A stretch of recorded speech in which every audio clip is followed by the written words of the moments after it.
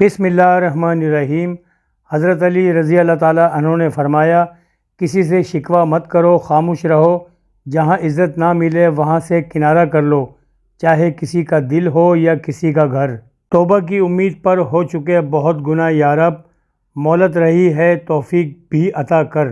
حضور صلی اللہ علیہ وآلہ وسلم نے فرمایا کہ میں نے ایک شخص کو دیکھا کہ وہ جنت میں ہر طرف نعمتوں کے مزے لوٹ رہا تھا، کیونکہ اس نے راستے کے درمیان سے ایک ایسے درخت کو کاٹ دیا تھا جو لوگوں کو تکلیف دیتا تھا۔ حضرت علی رضی اللہ تعالیٰ عنہ سے کسی نے پوچھا کہ دوست اور بھائی میں کیا فرق ہے؟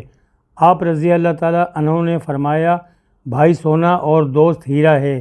پھر اس بندے نے پوچھا کہ سونے اور ہیرے میں کیا فرق ہے؟ آپ رضی اللہ تعالیٰ عنہ نے فرمایا، سونا ٹوٹ کر دوبارہ بن جاتا ہے جبکہ ہیرا ٹوٹ کر دوبارہ نہیں بن سکتا۔ حضرت رضی اللہ تعالیٰ عنہ نے فرمایا، صرف دو لوگ مقدر والے ہوتے ہیں، ایک وہ جنہیں وفادار دوست ملتا ہے، دوسرا وہ جس کے ساتھ ماں کی دعائیں ہوتی ہیں۔